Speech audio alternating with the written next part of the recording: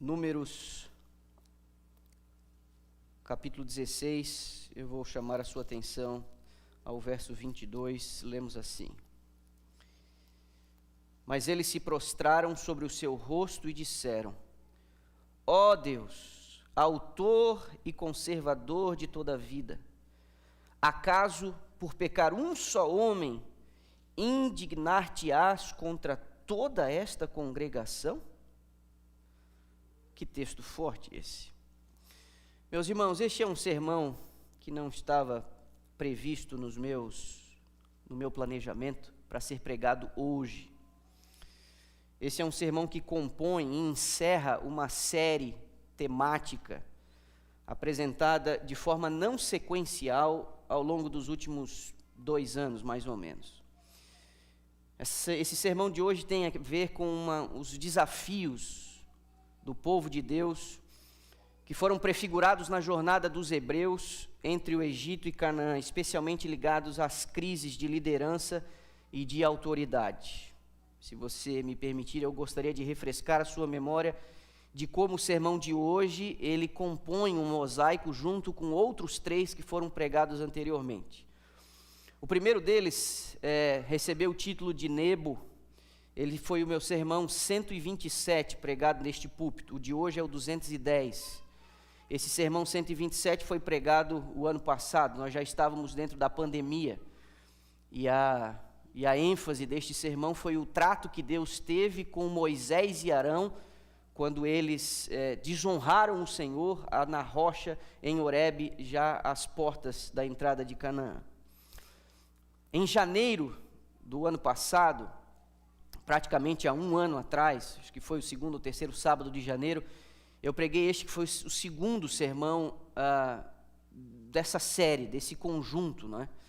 E esse sermão, ele demonstrou o trato que Deus teve com Nadab e Abiú, filhos de Arão, sobrinhos de Moisés, que tinham a responsabilidade do ofício do sacerdócio. Vimos como Deus tratou isso quando eles apresentaram fogo estranho nos incensários, não é? Esse foi o sermão 149. 2 ou 3 meses depois, o sermão 171 é esse aí, o cantinho do pensamento. Foi quando nós conversamos sobre o trato de Deus com Miriam, quando ela, junto com Arão, mas ela um pouco mais, demonstrou ali descontentamento, murmuração, não é? Com o irmão Moisés, e Deus chamou Miriam e Arão para uma conversinha na tenda do encontro, e este encontro resultou no contágio de lepra em Miriam. E por 7 dias ela foi banida do acampamento, demonstrando para todo Israel que a postura dela tinha sido reprovada pelo Senhor. Foi pela intercessão que ela recobrou a saúde e pôde ser reintegrada ao acampamento. O sermão de hoje, nós vamos considerar um outro episódio marcante, traumático, envolvendo a alta cúpula do acampamento. E eu entendo que não seria prudente a gente tratar desse assunto sem antes a gente lembrar do conselho de Paulo. Por isso, marque essa página, nós vamos voltar nela, e eu vou pedir para você ir até a primeira carta aos Coríntios, capítulo 10, quando Paulo chama a atenção a alguns episódios da trajetória de Israel no deserto, e no verso 11, concluindo a sua linha de pensamento, ele diz assim, 1 Coríntios capítulo 10, verso 11, estas coisas lhes sobrevieram, se referindo a Israel, como exemplos, e foram escritas para nossa advertência, de nós outros, sobre quem os fins do século têm chegado. O apóstolo Paulo deixa claro que o registro feito destes episódios, alguns deles vergonhosos, da travessia do povo de Deus entre Egito e Canaã, foram registrados com o propósito de advertir a igreja, especialmente aqueles que viveriam no fim dos tempos. Ou seja, a mensagem de hoje compõe uma necessidade da igreja em atentar para estas advertências. Mencionei para você estes 3 sermões. essas quatro mensagens desta série, elas têm um elemento em comum. Em nenhum dos casos citados, Deus está tratando com o povo comum. Em todos os casos, Deus está falando com a liderança de Israel.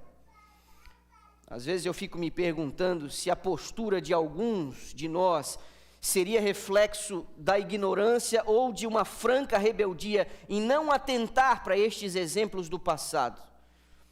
Pergunta que eu me faço como igreja é se a gente vai levar as palavras de Paulo a sério ou não. Vamos tomar isso como uma advertência, como um exemplo, para a gente ficar um pouco mais esperto ou não?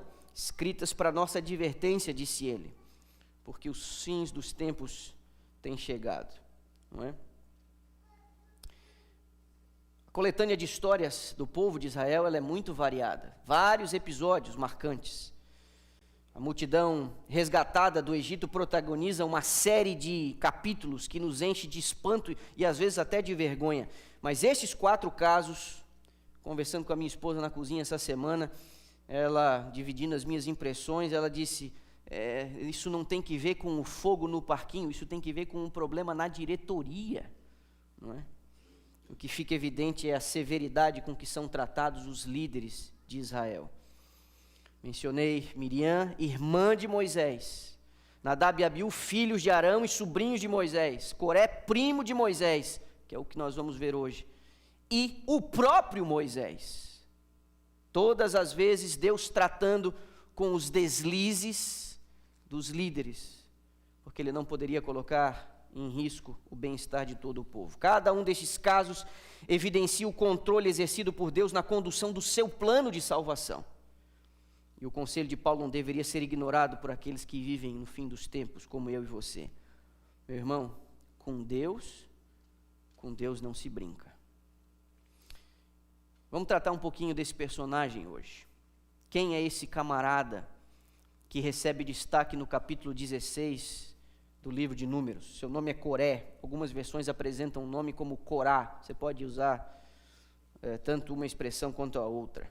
Ele pertencia à tribo de Levi, tataraneto de Jacó, bisneto de Levi, é um príncipe de Israel.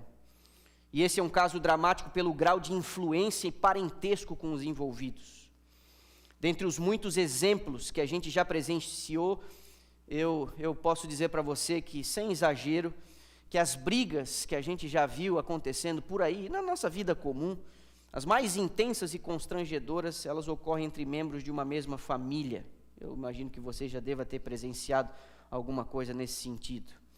Datã e Abirão, que também são mencionados no episódio de hoje, eles eram príncipes e pertenciam à tribo de Ruben. Isso precisa ficar um pouco claro para nós, porque isso está diretamente ligado às pretensões deles. O descontentamento desse camarada de Coré com a liderança de Moisés já vinha sendo alimentada durante algum tempo. Mas o que eram apenas sentimentos de contrariedade tornaram-se em aberta revolta quando, diante da falta de fé no retorno dos 12 espias, Deus ordenou que dessem meia volta, retardando o ingresso em Canaã em 40 anos. Todas as rebeliões anteriores a essa que vamos estudar hoje tinham sido como mero tumultos populares, produto de um impulso momentâneo, mas agora foi diferente. Essa rebelião foi uma conspiração que se formou, muito bem fundamentada, com o objetivo de subverter a autoridade de Moisés e Arão. A autoridade esta, eu e você devemos lembrar, designada pelo próprio Deus. Corá era o mentor desse movimento político subversivo. Gente, eu quero que você compreenda, nós não estamos falando de uma briga de bar, nós não estamos falando num bate-boca na frente da quitanda da feira. Corá era alguém muito habilidoso, de muita influência, e por ser bisneto de Levi, da linhagem de Coate, a sua família era responsável pelo serviço do tabernáculo. Estava sob a responsabilidade de Corá, a arca, a mesa, o candelabro, os altares, o interior e o exterior, e os utensílios que eram utilizados no manejo deste mobiliário. Nas claras e minuciosas especificações que Deus deu de como as coisas deveriam acontecer e como deveria ser montado e desmontado o tabernáculo, Deus alertou que a tribo de Coate, da qual pertencia Corá, ela não deveria tocar nas coisas santas e nem mesmo olhar para elas. Havia toda uma instrução, um pano deveria ser colocado sobre o mobiliário antes mesmo de ele ser manuseado. Varais que estavam afixados no mobiliário, argolas, os varais precisavam entrar nessas argolas, eles não poderiam tocar. O toque no mobiliário em si pertencia unicamente à família de Arão, que exercia o sacerdócio.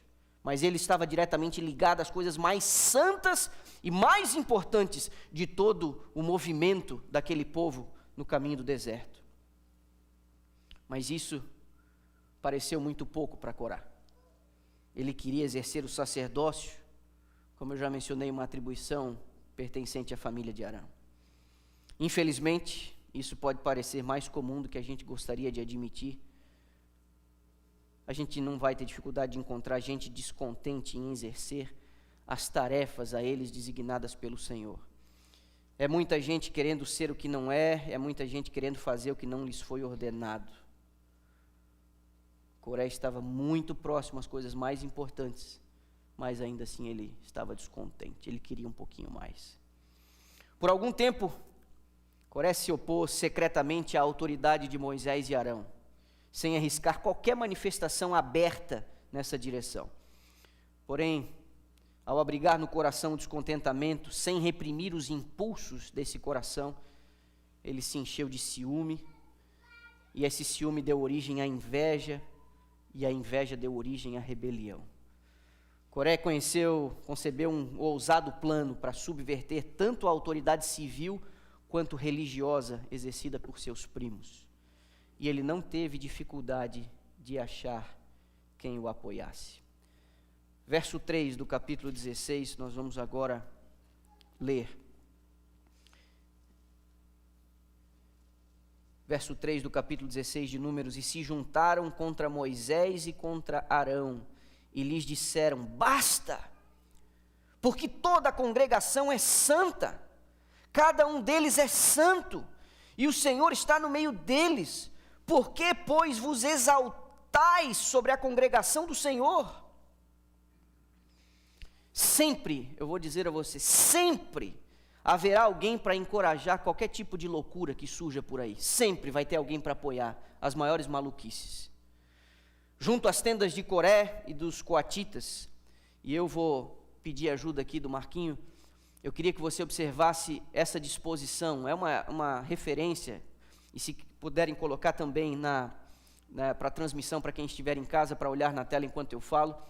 Essa é uma representação da disposição do acampamento de Israel, e essa disposição foi ordenada por Deus. Você tinha 12 tribos, 3 em cada uma das direções, norte, sul, leste e oeste. Ao centro do acampamento você tinha o tabernáculo, e você consegue perceber 3 diferentes blocos em volta do tabernáculo, e esses 3 eram as 3 famílias da tribo de Levi. Levi teve 3 filhos, e cada uma desses 3 clãs, eles habitavam em torno do tabernáculo. E você vê um ajuntamento um pouquinho menor na frente, na entrada do tabernáculo, é onde ficava a tenda da família de Arão e a tenda da família de Moisés. A próxima imagem é um pouco mais aproximada, e pode nos dar aqui uma certa ideia. Aí à esquerda de onde você está, você tem uma tenda pequena que está bem próxima a um quadrado.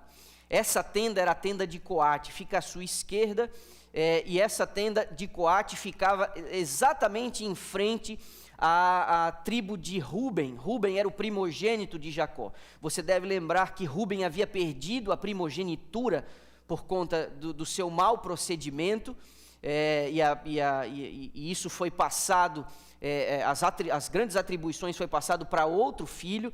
Levi passa a ter a herança espiritual da condução, né, de todo o clã da era patriarcal, e Coate, essa tenda de Coate ficava grudada aos príncipes de Ruben na disposição do acampamento.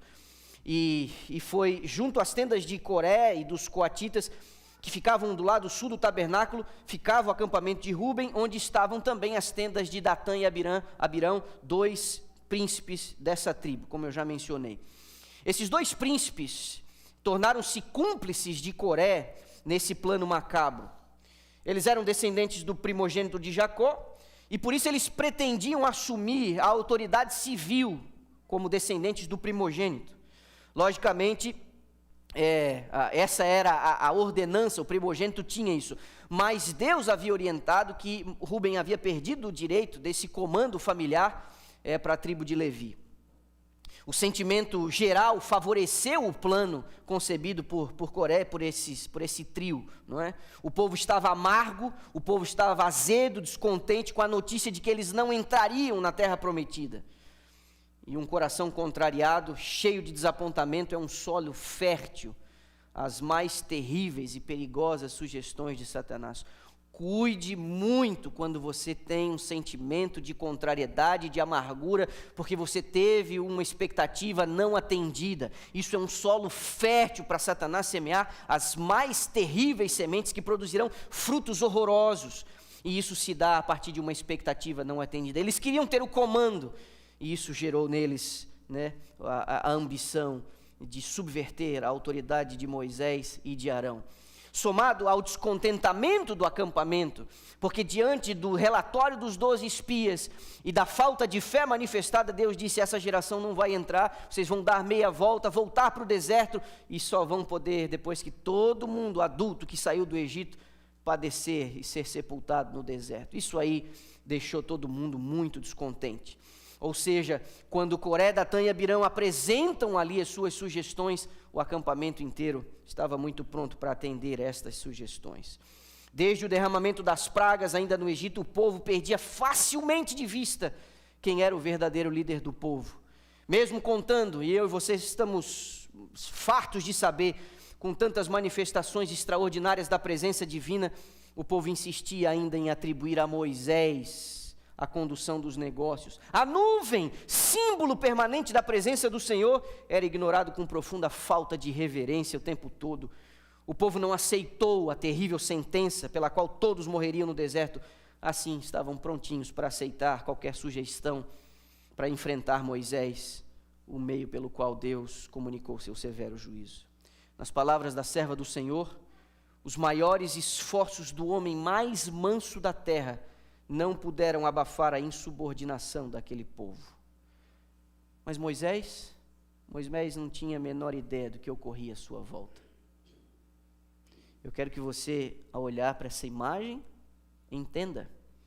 A tenda de Moisés e de Arão estão próximas à porta da entrada, e ali em volta do tabernáculo, em volta do lugar onde Deus disse: me farão um santuário para eu habitar no meio deles, em volta do lugar mais santo de todo o acampamento, se formava uma conspiração horrível. E Moisés, desconhecendo as intenções destes príncipes, não estava sabendo absolutamente o que ocorria. Mas ainda que Moisés desconhecesse o que estava acontecendo bem próximo à sua tenda, absolutamente nada passa ao olhar atento do Onipotente.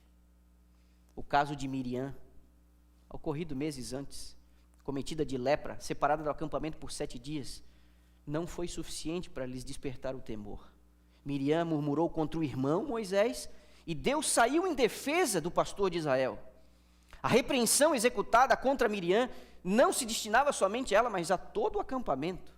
Coré e os seus 2 aliados de conspiração tinham sido muito favorecidos com manifestações especiais do poder de Deus. Subiram com Moisés no monte, viram a glória divina, viram o monte fumegar. Tudo isso eles viram, a face de Moisés resplandecente em glória depois do contato com o Senhor. Toda vez que ele tinha uma entrevista pessoal, eles serviam no acampamento, lidavam com as coisas santas no cotidiano do tabernáculo. Presenciaram a manifestação da glória divina, o Shekinah, a poucos metros de suas tendas. O tabernáculo ficava no quintal de casa. Eu digo: meu Deus, como pode isso acontecer? Você percebe os riscos?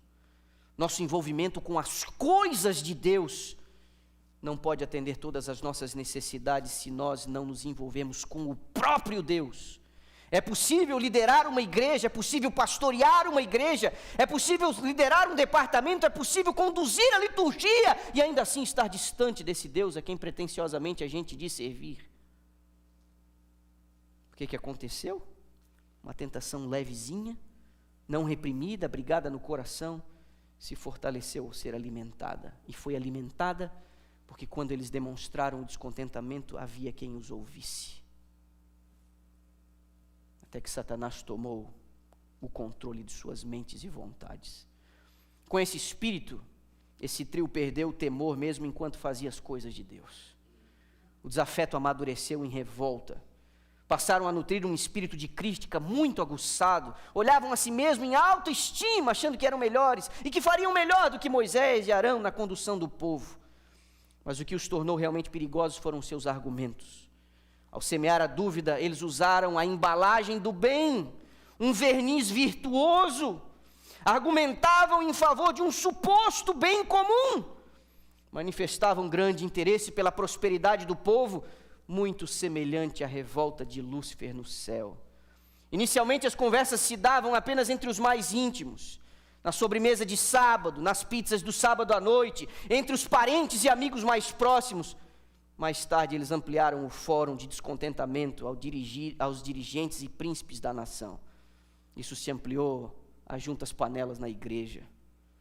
Suas insinuações foram tão bem recebidas por quem os ouvia, que eles foram se arriscando mais e mais nesse plano, até acreditarem estar realmente fazendo a vontade de Deus e agindo sob os interesses do Eterno. Não se engane, meu irmão. É possível que um coração ciumento e descontente, ao encontrar apoio em alguns, esse alguém pode realmente achar que está fazendo a vontade de Deus. Essas conversinhas ao pé do ouvido, Coré, Datã e Abirão aliciaram 250 príncipes de todo Israel, das tribos do acampamento. Gente importante na congregação, chefes de família, líderes de tribos. Com este forte e influente apoio, eles se acharam donos da razão para efetuar uma reforma radical na forma como as coisas eram administradas, civil e religiosamente. Projetaram sobre Moisés e Arão intenções do seu próprio coração corrupto. Os acusaram dos seus próprios pecados de exaltação própria. Você acredita? Chegaram a dizer que essa coisa de dar a volta e ir para o deserto sem entrar na terra prometida era apenas um plano da cabeça de Moisés e de Arão para serem a autoridade do povo e para ficarem com as suas posses, os seus bens. Não aceitavam o fato de que a distinção de Moisés e Arão fora por ordenança divina. Comentando sobre o assunto, e eu quero mostrar para você no telão, a serva do Senhor alerta assim: a aqueles que estão no erro e merecem reprovação, nada há mais agradável do que receber simpatia e louvor. Me permita uma pausa aqui. Demonstrar compaixão ao pecador não pode ser confundido em passar a mão na cabeça do transgressor. Compaixão ao pecador não é a mesma coisa que passar a mão na cabeça do transgressor. Eu vou abrir um parêntese. 2016, quando eu vim para os Estados Unidos, com a intenção de estudar, as coisas acabaram não acontecendo do jeito que eu imaginava. Eu arrumei um trabalho e nas madrugadas eu limpava uma clínica, aqui uns 20 minutos aqui do prédio da igreja, eu limpava essa clínica de cirurgia plástica no período da noite, na madrugada. Como muitos de vocês, para aproveitar o tempo, fazendo o trabalho, você botava um fone de ouvido aqui e ia escutando aqui uma coisa aqui, outra ali. Eu imagino que era no segundo semestre de 2016, enquanto eu estava lá, no centro cirúrgico, limpando o chão, afastando o mobiliário, as coisas ali, eu estava ouvindo o livro, o audiobook do livro Testemunhos para a Igreja, volume 1. É um livro grande, grande. E eu levei alguns bons dias para terminar de ler, de ouvir todo o livro.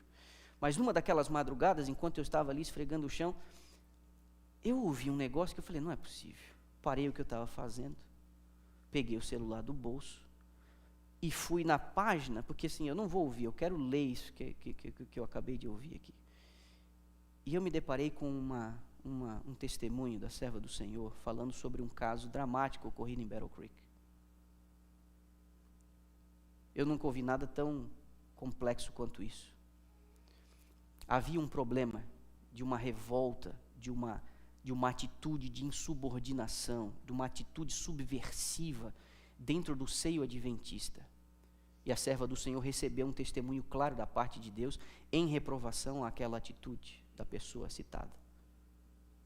O problema é que quando o testemunho de repreensão foi dado à pessoa e foi mal recebido pela pessoa, parte da igreja em Battle Creek foi lá passar a mão na cabeça da pessoa. E ela agora escreve uma carta reprovando a turma do deixa disso, que aliviou a barra da pessoa em reconhecer as suas responsabilidades em relação à repreensão. Aqui a linha é muito tênue, muito tênue. Compaixão, sim. Complacência, não. Nós não ajudamos as pessoas quando nós afagamos o ego no momento em que elas precisam entender quais são as suas responsabilidades. Desvios de conduta, erros, vacilos, nenhum de nós aqui. O problema não é esse tipo de erro, o problema é a postura de rebelião, a postura de insubmissão, a postura de revolta. Esse é o perigo.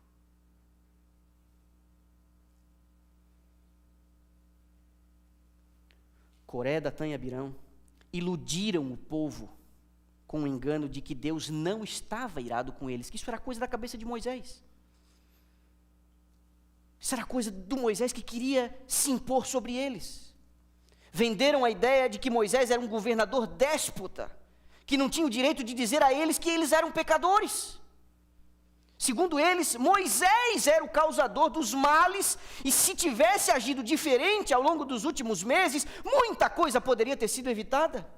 Se Coré fosse o líder, animando e motivando o povo, ao invés de repreendê-los, teriam uma jornada muito mais pacífica e próspera, sem voltinhas pelo deserto, direto para a terra prometida.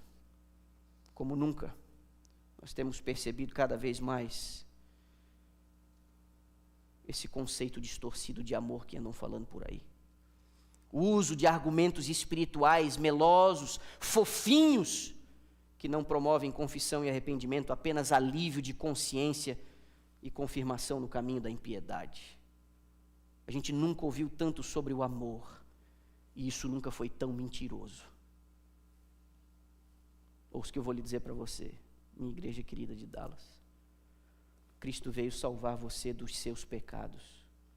Cristo não veio salvar você nos seus pecados. Eu vou repetir, para ajudar na tradução por Rylan. Cristo não veio salvar você nos seus pecados. Cristo veio salvar você dos seus pecados. Ele não quer que você permaneça na mesma condição em que Ele te encontrou.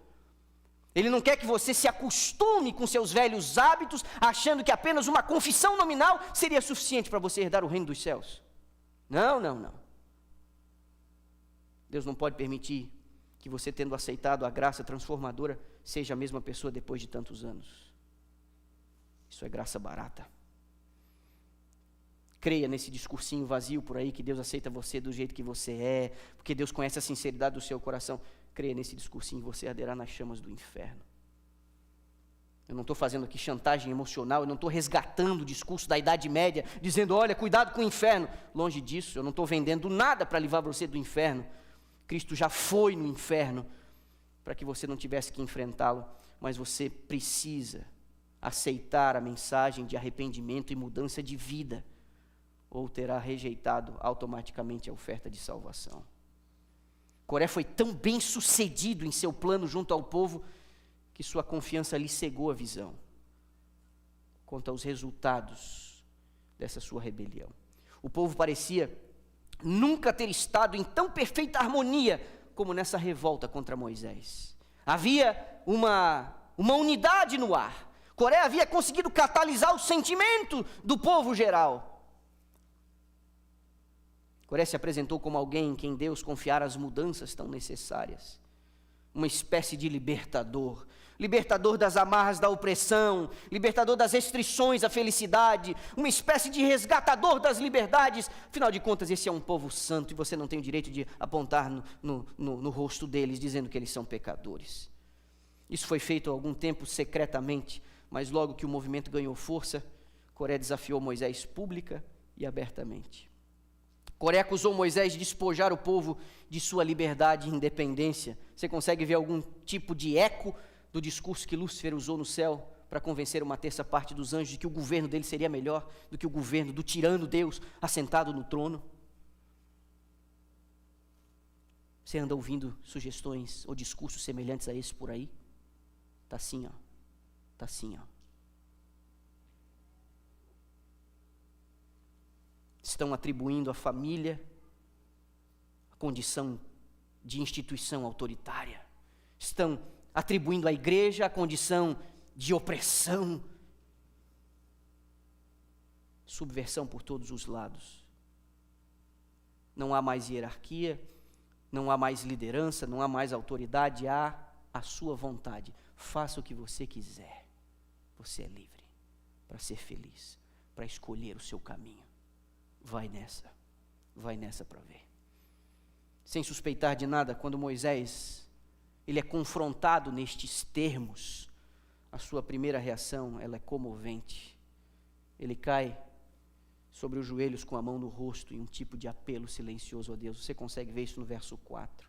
Tendo ouvido isto, Moisés caiu sobre o seu rosto. Ele foi desafiado publicamente por estes príncipes, pelo seu primo, diante de toda a congregação. E a primeira reação que ele teve não foi outra senão cair com o rosto em terra. Ele sabia o perigo que esses homens estavam incorrendo. Não tentou se defender, não tentou se justificar, não tentou dizer nada. Ele caiu de joelhos. Verso 6 e verso 7, eu quero que você acompanhe. Fazei isto, Moisés quem fala. Tomai vós, incensários, Corá e todo o seu grupo, e pondo fogo neles amanhã, sobre eles deitai incenso perante o Senhor. E será que o homem a quem o Senhor escolher, este será o santo. Basta-vos, filhos de Levi, ele disse. A prova deveria ser transferida para o dia seguinte. Semelhante ao que ocorreu no céu, quando Deus suportou longamente a Lúcifer, todo mundo deveria ter um prazo para reflexão. Desafiado diante de toda a congregação, ele diz: amanhã a gente vai tirar a prova dos 9. Os que pretendiam exercer o sacerdócio deveriam se apresentar, cada um com um incensário na mão, para oferecer incenso no tabernáculo, na presença de todo Israel. As especificações eram muito claras, de que somente os que haviam sido ordenados para o ofício sagrado deveriam ministrar no santuário. Mas a pretensão deles de ter o sacerdócio fez com que Moisés utilizasse essa como um teste de prova. O episódio com Nadab e Abiú deveria ter servido de alerta sobre o risco da não observância aos reclamos divinos. Nadab e Abiú eram filhos de Arão, sobrinhos de Moisés, e foram consumidos, vivos pelo fogo que saiu da presença do Senhor, porque eles apresentaram algo indevido no recinto sagrado do tabernáculo. Pois bem, Moisés agora está dizendo: venham com seus incensários, e Deus vai se manifestar. Contudo, Moisés propôs o desafio aos seus acusadores de levar a questão à presença do Eterno, caso ousassem a tão perigoso apelo. O mal precisa amadurecer antes de ser exterminado. É assim que Deus faz. Mas mais cedo ou mais tarde, Deus se revela. O Espírito se revela. A galera do paz e amor, que anda pregando por aí, não pode sustentar por muito tempo o seu discurso vazio. Em algum momento, quando eles são contrariados ou desafiados, eles revelam os motivos e as motivações do seu coração impenitente. Moisés disse a Coré e aos seus companheiros, verso 9 a 11, acaso é para vós outros coisa de somenos que o Deus de Israel vos separou da congregação de Israel para vos fazer chegar a si, a fim de cumprirdes o serviço do tabernáculo do Senhor e estardes perante a congregação para ministrar-lhe? E te fez chegar, Corá, e todos os teus irmãos, os filhos de Levi, contigo. Ainda também procurais o sacerdócio, pelo que tu e todo o seu grupo junto estáis contra o Senhor. E Arão, quem é ele para que murmurais contra ele? Olha o argumento de Moisés. Parecia ser pouco que Deus tinha dado para vocês fazer, vocês queriam ainda mais. Datã e Abirão não tinham assumido uma atitude tão ousada. Assim, dentro do prazo de espera, Moisés chamou os 2 príncipes de Ruben para conversar. O mentor era Coré. Então Moisés diz: Datã e Abirão, vem aqui, vamos conversar. Mas quando Moisés chama, verso 12, chamou a Datã e Abirão, filhos de Eliabe, porém eles disseram: não subiremos. O líder da nação, o pastor de Israel, chama os 2 para conversar e eles dizem: não quero conversar. Ousadamente, irreverentemente, disseram: nós não vamos. Aquele que fora como um terno pai e pastor paciente, foi representado no mais negro caráter de um tirano e usurpador. Nas palavras da senhora White, a exclusão de Canaã como castigo dos seus próprios pecados foi atribuída a Moisés e Arão. No dia seguinte, os 250 príncipes com Coré à sua frente se apresentaram com seus incensários no pátio do tabernáculo, enquanto o povo se reuniu do lado de fora para esperar o resultado. Eu queria dizer a você, enquanto eles foram no pátio do tabernáculo, os 250 com seus incensários, o povo se apresentou diante do tabernáculo, mas não foi Moisés quem os convocou. A turma subversiva, rebelde, estava tão certa de que estavam fazendo a coisa certa, que eles convocaram um acampamento para presenciar a coisa. Tão cegos na sua insubordinação, na sua murmuração, na sua rebeldia, eles chamaram: venham ver. Não foi nem Moisés quem chamou. Verso 19, virando a página de onde você está. Corá fez juntar contra eles todo o povo à porta da tenda, como aqui acabei de mencionar. Então, final do verso 19, a glória do Senhor apareceu a toda a congregação. Deus se manifestou. Verso 21, e quando a glória se manifesta, Deus fala: apartai-vos do meio desta congregação, e eu os consumirei num momento. Nesse momento, Moisés e Arão se prostram apelando a Deus. Olha o verso 22, é o primeiro verso que nós lemos nessa manhã. Mas, ó Deus, autor e conservador de toda a vida, acaso por pecar um só homem, indignar-te-ás contra toda essa congregação? Quando a glória de Deus se manifesta, ele diz: deixa que eu vou consumir esse povo. E aí Moisés e Arão intercedem: por favor, não pune todo mundo por causa desse homem. Não pune todo mundo por causa desse homem. Coré se retira para ficar com Datã e Abirão. Moisés, acompanhado pelos 70 anciãos, lhes dá o último aviso. Obedecendo a ordem divina, o aviso é dado ao povo. Observe o verso 26. E disse à congregação: desviai-vos, peço-vos, das tendas destes homens perversos, e não toqueis nada do que é seu, para que não sejais arrebatados em todos os seus pecados. Moisés deu a orientação. Uma sensação de juízo iminente tomou conta da multidão que fugiu atordoada. Os líderes da rebelião se viram abandonados, mas permaneceram inabaláveis em sua rebeldia. Permaneceram com as suas famílias às portas de suas tendas. Então o servo do Senhor, sob a inspiração de Deus, disse o seguinte, verso 28, nisto conhecereis que o Senhor me enviou a realizar todas estas obras que não procedem de mim mesmo. Se morrerem estes homens, como todos os homens morrem, se forem visitados por qualquer castigo, como se dá com todos os homens, então não sou enviado do Senhor. Mas se o Senhor criar alguma coisa nova, e a terra abrir a sua boca e os tragar com tudo que é seu, e vivos descerem ao abismo, então conhecereis que estes homens desprezaram o Senhor. Quando Moisés terminou de falar, o verso seguinte diz: assim que ele acabou de falar, a terra se abriu diante deles, e os rebeldes foram engolidos vivos para o abismo. Toda a estrutura gramatical dessa passagem associa o juízo de Deus à mensagem, às palavras de Moisés. Verso 33 diz que eles pereceram no meio de toda a congregação. Meus irmãos, a mão de Deus começou a pesar. O povo fugiu, mas os juízos não haviam ainda terminado. Da nuvem, símbolo da presença de Deus, saiu fogo logo em seguida e consumiu os 250 príncipes que haviam oferecido incenso. Mas eles não foram destruídos sem antes ver o destino de Datã, Abirão e Coré e suas famílias. Deus, ele fatiou o juízo. Deus, ele fatiou o juízo. Primeiro os líderes, os mentores da bagunça. Depois os príncipes, as autoridades que ousadamente tomaram o incensário e foram ao tabernáculo. Mas ainda assim, depois de ver a terra abrindo e tragando aquelas famílias, eles se mantiveram rebeldes no pátio, ousadamente segurando os incensários. Meu irmão, olhe para mim aqui. Tem gente que acha que pode oferecer o que quer e do jeito que quer. Na igreja, nas coisas ligadas à igreja.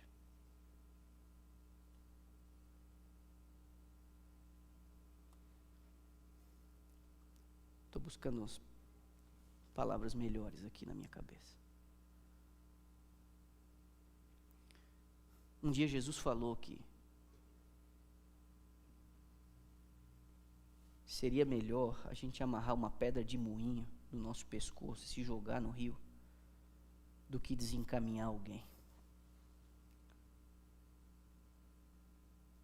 Quando eu e você assumimos a fé, nós assumimos uma responsabilidade de a gente não fazer o que a gente bem entender. Nós não temos mais esse direito de fazer o que a gente bem entender. A fé compreende uma responsabilidade coletiva, pública, social. E eu estou falando do seu ambiente de trabalho, eu estou falando das suas atividades seculares. Lá naquele ambiente você não pode ser o que você bem entender, porque você assumiu uma outra identidade, a identidade de cristão. Não existe esse negócio de isso é igreja e isso não é igreja. Tudo é igreja. Tudo é igreja. Tudo é o testemunho da fé. Mas se eu pudesse dizer que ainda uma coisa ainda mais importante é o que tem que ver com os negócios, do desenvolvimento, do plano da salvação, dos ministérios da igreja, nós não podemos trazer o que a gente acha que tem que trazer, nós não podemos nos apresentar do jeito que a gente acha que a gente pode chegar aqui de todo jeito.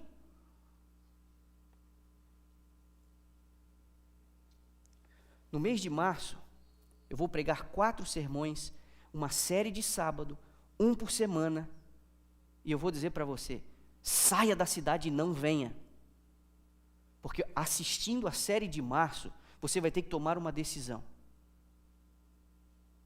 se você vai levar a sério o seu cristianismo, se você vai levar a sério a condição de remanescente ou não. Nós não podemos trazer o que a gente bem entender, nós não podemos ser o que a gente bem entender.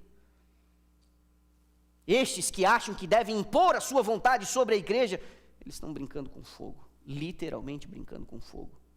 Boas intenções, sinceridade, não são salvo-conduto para você comparecer diante de Deus com bem entender. Isso tem que ver com tudo, inclusive com a roupa que a gente usa. O fogo da presença do Senhor serve para purificar a gente da impureza. Mas os que se recusam a ser corrigidos e disciplinados, eles vão sentir o fogo, não o fogo purificador, mas o fogo destruidor. Episódios como esse, que estamos estudando hoje pela manhã, servem para ensinar os homens quanto ao terrível e inevitável fim dos rebeldes e presunçosos. A terra se abriu para engolir o chefe da rebelião, mas na sequência, fogo da parte de Deus consumiu o resto da quadrilha. Você percebe aqui uma distinção que Deus faz entre os líderes e o povo comum. Numa escalada, os juízos caem em diferentes momentos e sob diferentes formas, e em cada intervalo entre um juízo e outro, uma oportunidade para reflexão e arrependimento. Deus agora trataria com os simpatizantes. Ficou evidente que estavam em erro, a terra se abriu, o fogo queimou eles vivos. Não havia mais dúvida, mas a rebeldia e subversão, elas desconhecem limites. Uma das coisas mais difíceis para um coração orgulhoso é reconhecer sua culpa e rever suas opiniões. Nós somos mais vaidosos com as nossas ideias do que com a nossa aparência. Eu não vou longe para dar exemplo. Cerca de 3 meses antes da morte de Jesus, ele efetuou um dos maiores milagres do seu ministério. Na ressurreição de Lázaro, Jesus deu prova inequívoca do seu poder divino. Contudo, a elite religiosa, em seu ódio mortal contra Jesus, não podendo ignorar o milagre, passou não apenas a planejar a morte de Jesus, mas também a morte de Lázaro, a prova do seu milagre. Olha onde chega a rebeldia. A que ponto chega a obstinação de uma pessoa rebelde? O mesmo espírito você consegue perceber em Faraó, o mesmo espírito você consegue perceber em Jezabel e em Acabe, que acusou Elias de ser o perturbador de Israel. Meu irmão, a verdade que não transforma, ela deforma. Vocês já me viram falar isso tantas vezes. As verdades são pregadas a nós aqui. E se você não permite que a verdade transforme o seu coração, ela vai deformar, você vai ficar cada vez pior. Ou você se rende à verdade, ou a verdade vai tornar você uma pessoa pior, com um coração cada vez mais endurecido. Depois de tantas evidências, houve ainda os que acusaram Moisés de ser o causador daqueles males. Em sua grande misericórdia, Deus fez distinção entre os chefes da rebelião e o povo comum, porque Moisés havia orado e intercedido. Deus deu a eles um tempo para refletir e para se arrepender.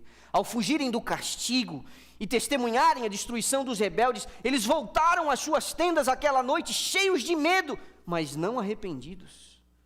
Coré tinha alimentado a sua vaidade com palavras doces e falsas esperanças, e eles acreditavam que Moisés os estava tratando com muita severidade. Observe essa declaração da serva do Senhor. Dificilmente poderão os homens cometer maior insulto a Deus do que desprezar e rejeitar os instrumentos que deseja usar para a salvação deles. Eles se propuseram a matar Moisés e Arão. À noite, em suas tendas, depois de terem visto a terra tragar a família de Coré, Datã e Abirão, depois de terem visto os 250 príncipes serem consumidos pelo fogo que havia saído da nuvem, ainda à noite, eles estavam planejando matar Moisés e Arão. Eles não compreendiam a necessidade de humilhar o coração e clamar pelo perdão divino. O período de graça, que deveria ser usado para reconciliação com Deus, foi desperdiçado em meios para resistir às mais claras evidências do desagrado divino. Alimentaram o ódio contra os homens que Deus havia indicado para os conduzir à terra da promessa. Observe o verso 34 e o verso 41 desse mesmo capítulo. Todo Israel que estava ao redor deles fugiu do seu grito, porque diziam: não suceda que a terra nos trague a nós também. Verso 41, mas no dia seguinte toda a congregação dos filhos de Israel murmurou contra Moisés e contra Arão, dizendo: vós matastes o povo do Senhor. Que absurdo, gente. Se configura em tal postura o pecado contra o Espírito Santo. Quando os homens rejeitam os instrumentos pelos quais Deus busca salvá-los, já não lhes resta esperança alguma. Não faltou gente para dizer que Coré era uma vítima da severidade, do autoritarismo e da opressão. Desde a rebelião no céu, a gente consegue ver um padrão de comportamento, e esse padrão pode ser notado sem muita dificuldade.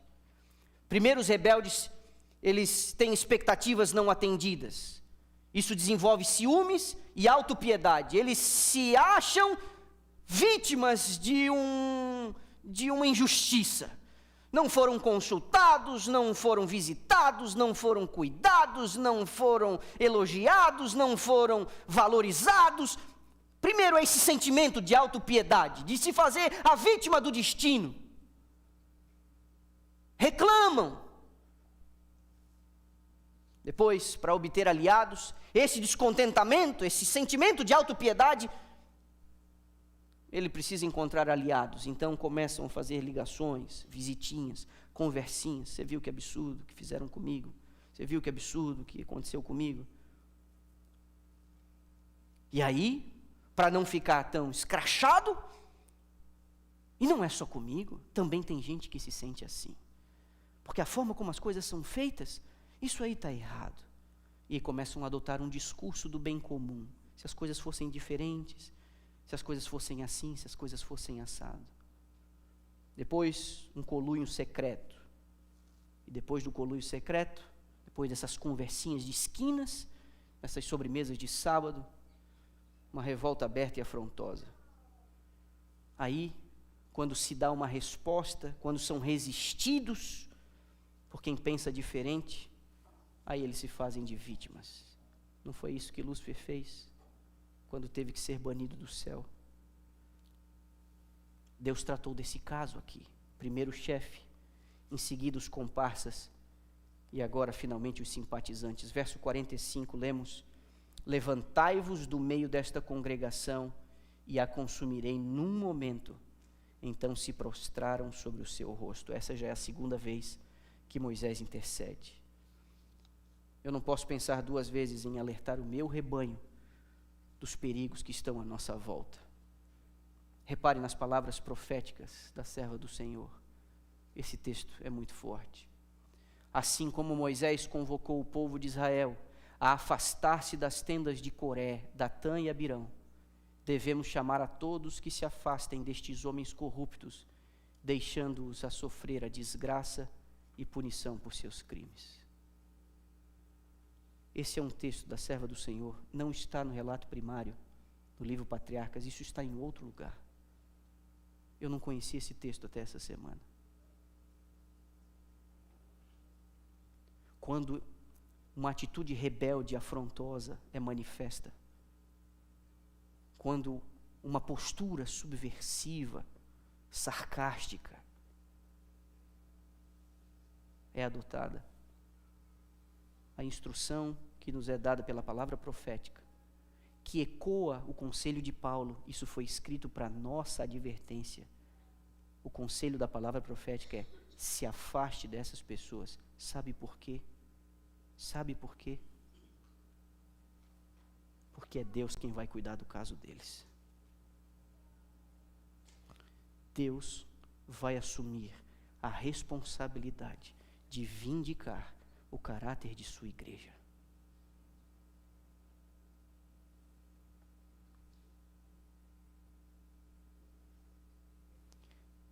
Isso é uma linguagem bem semelhante ao último apelo feito aos habitantes do planeta: sai dela, povo meu, para não serdes cúmplices dos seus pecados. Se afaste dos rebeldes, se afaste dos impenitentes, se afaste daqueles que não querem se preparar adequadamente para herdar a salvação e entrar na terra prometida. Se afaste, esse é o conselho. Eu não estou dizendo, meus irmãos, que nós vamos nos afastar das pessoas que erram. Porque a Bíblia, mesmo gramaticalmente, mesmo linguisticamente, a Bíblia faz distinção entre pecados e pecados. Entre pecado de limitações, entre pecados de desvio, entre pecado de querer fazer a coisa certa e não conseguir, e o pecado do punho fechado, o pecado da afronta direta contra Deus. É estas pessoas, com uma atitude rebelde e subversiva, é estas pessoas, nós precisamos nos afastar delas. Elas não querem ser transformadas pela verdade, elas não querem. Lembra o texto que eu ouvi naquela madrugada? Quando a serva do Senhor vai se referir às pessoas que passaram a mão na cabeça da pessoa, a serva do Senhor diz uma coisa que eu fiquei apavorado. Ela disse assim, a respeito deste homem que não se submetia à igreja. Ela disse assim: ele não tem o direito do convívio da igreja. Se um dia vier a herdar o céu, irá sozinho.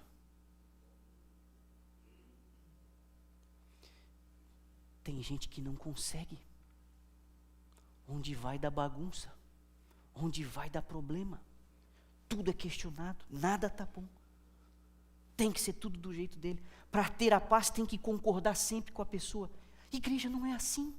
Não funciona assim. Vida em sociedade não funciona assim. Sai dela, povo meu. Mas Deus jamais derramará a sua ira sem antes dar uma oportunidade de salvação. Jamais. A terra engole Coré, sua família e todos os seus pertences. O fogo consome os 250 príncipes com seus incensários profanos. Por fim, a praga cai sobre o acampamento. Ao ouvir o juízo divino, Moisés se demora em sair do caminho. Ah, paciente Moisés. Seu coração de pastor, cheio de interesse e cuidado pelo rebanho, teme a destruição total do povo. Então Moisés orienta o irmão, verso 46. Disse Moisés a Arão: toma o teu incensário, põe nele fogo lá do altar, deita incenso sobre ele, vai depressa à congregação e faz expiação por eles, porque grande indignação saiu de diante do Senhor e já começou a praga. Pela sua intercessão foi detido o braço da vingança, para que Israel não experimentasse a aniquilação. Você pode até achar um exagero, mas Deus não desistirá de salvar os que se voltam para Ele em arrependimento, e pelo bem destes, o acampamento será visitado pelos seus juízos. É pelo bem dos filhos de Deus que Ele precisa derramar os seus juízos. Olha aqui, meu irmão, o juízo não é uma atribuição humana. Cabe a mim e a você obedecer e interceder. Quando Deus anunciou a sentença, pedindo que Moisés saísse do caminho pela segunda vez, o paciente pastor se demorou. Eu entendo que eu e você precisamos ser mais como Moisés. A gente não pode ser tipo João e Tiago, que pediram para o fogo descer e consumir aquela cidade ali nas imediações de Samaria. Então eu apelo a você nessa manhã: não alimente a contenda, não promova a discórdia, não passe adiante aquilo que fez o seu estômago embrulhar. Ore, não peça oração, ore. Não ponha no grupo do WhatsApp, ore. Não fique demonstrando sua insatisfação nas redes sociais, ore. Que Deus ouça a sua queixa, que Deus acalme a sua alma, que Deus lhe conceda a paz que você precisa, mas por favor, ore. Não manifeste a sua indignação a ninguém sem antes falar com Deus sobre o assunto. As chances de eu e você errarmos nas nossas opiniões, no furor da nossa emoção, é muito grande, as chances são muito grandes. Por isso, antes de dar qualquer opinião, ponha-se de joelhos. A praga cessou quando a intercessão começou. Verso 48 diz: pôs-se em pé entre os mortos e os vivos, e cessou a praga. Nós precisamos de gente com incensário no meio do acampamento. O apóstolo Pedro diz que nós somos um reino de sacerdotes. Eu queria incentivar você a exercer o seu sacerdócio, intercedendo por homens e mulheres, mesmo aqueles que você, no seu julgamento, julga serem indignos. Sejam eles de perto ou de longe, da sua igreja ou da sua família, do seu bairro, ou de alguém que você viu por aí que está causando confusão. Isso é que a maioria de nós deveria fazer. Existem outros que possuem uma responsabilidade maior, atribuídas a eles pelo Espírito Santo. Pessoas que darão um alerta, gente capaz de fazer o contraponto aos muitos absurdos que tem se dito por aí. Pessoas hábeis para explicar, para esclarecer. Gente que dará seu testemunho em favor de sua fé. Homens e mulheres, tem deles por aí, que se necessário até desafiarão os arrogantes e mentirosos, até num tom mais elevado. Mas nem todos nós possuímos influência e habilidade para fazer isso. A maioria de nós deveria se contentar em tomar o incensário e andar pelo meio do acampamento. A praga cessou pela oração, mas não antes de matar 14.000 israelitas, por causa da murmuração e da rebelião. Eu estou quase terminando. Perceba esses dois textos. Os fatos relativos a Coré e seus companheiros, os quais se rebelaram contra Moisés e Arão e contra Jeová, acham-se registrados para servirem de advertência ao povo de Deus. especialmente os que vivem na terra perto do tempo do fim. Olha a próxima. Foi esse o procedimento de Coré, Datã e Abirão, e sua conduta se acha registrada como advertência a todos os outros. Não devemos fazer o que eles fizeram, acusar e condenar aqueles sobre os quais Deus colocou o peso da obra. Essas são palavras e conselhos que foram trazidos à igreja remanescente. Ah, pastor, mas a gente anda vendo muito absurdo por aí. Tem muito líder de igreja, leigo, ou até mesmo um pastor ordenado que anda pisando na bola. Tem muita coisa errada por aí. Você acha mesmo que Deus não está vendo isso? Tem muita gente que quer ver o circo pegar fogo. Os que trazem escândalo à igreja, eles vão ter que dar conta do seu comportamento. Mas olha o que eu vou dizer para você aqui, ó. Quem traz escândalo à igreja vai ter que dar conta do seu procedimento. Mas quem propaga o escândalo também vai ter que dar conta do seu procedimento. Você e eu deveríamos ter um código de conduta, de não passar coisa ruim para frente,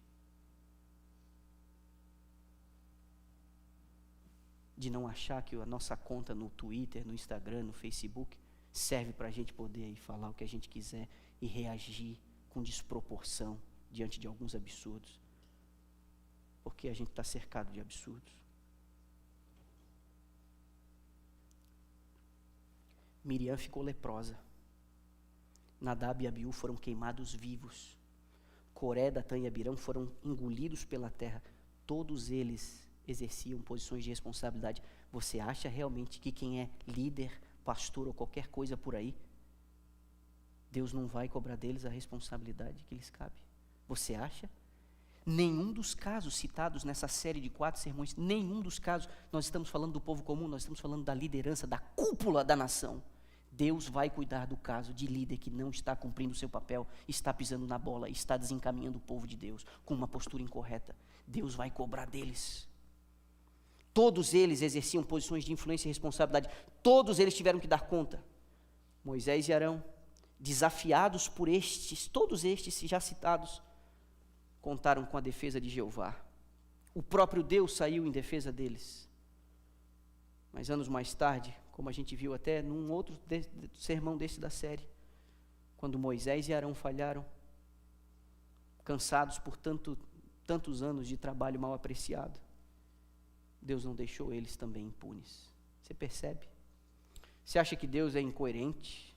Que o juízo de Deus é parcial? Que Deus tem os seus queridinhos? Não, meu irmão.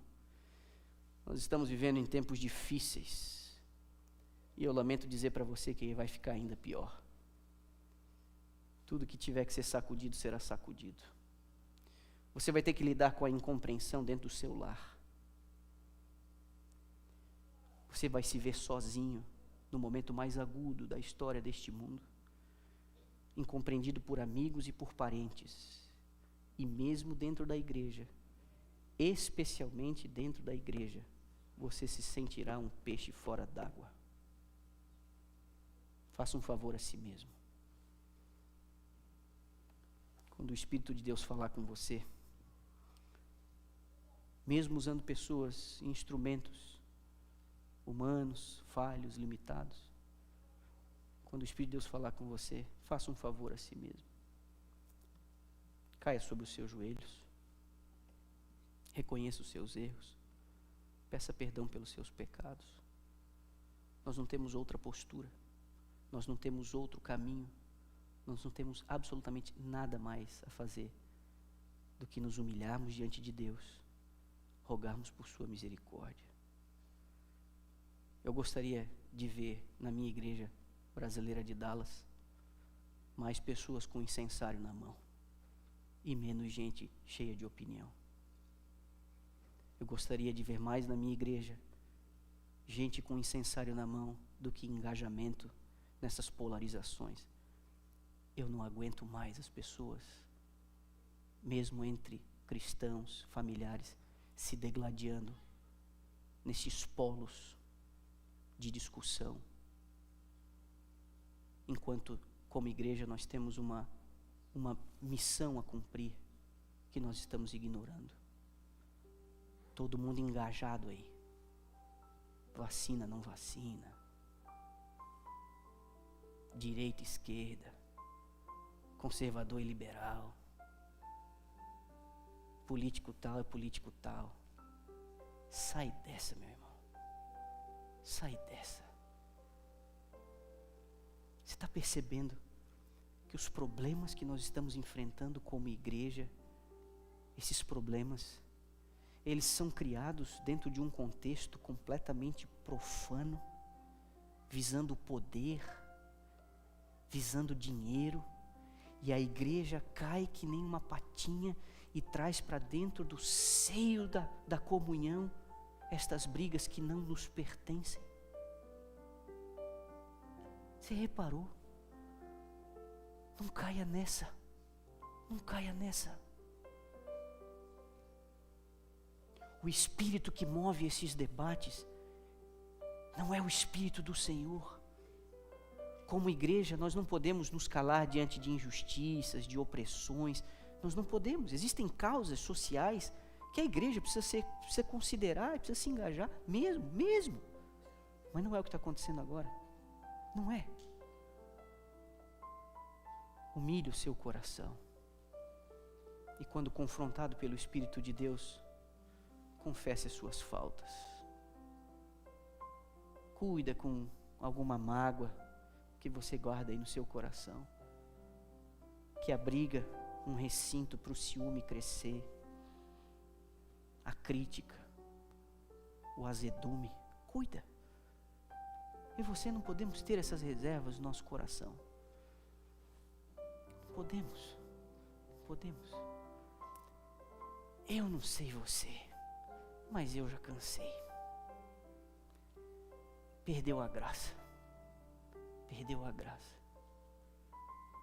Está tudo tão chato, tudo tão dividido, tudo tão bagunçado, tudo tão polarizado.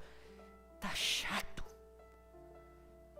Mas a pauta da igreja não é ditada pelo que acontece no mundo. A igreja tem sua pauta própria. A igreja tem suas causas próprias.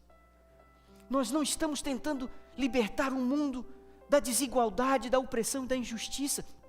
Nós estamos pregando uma mensagem para libertar o mundo do pecado. Se engajar com essas coisas que têm dividido tanto as pessoas é como dar um paracetamol a alguém com câncer em estado terminal. Não faz o menor sentido. Vocês já me viram falar disso?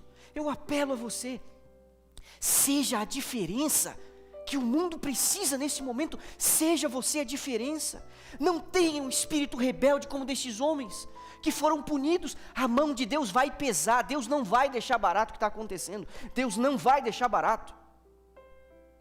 Deus não vai deixar barato. Essas histórias garantem a mim e a você que Deus vai se manifestar. Se afaste da tenda destes rebeldes. Tome o seu incensário, caminhe pelo acampamento e seja você a diferença. Ó Deus do céu, tem misericórdia da minha igreja. Tem misericórdia desse povo.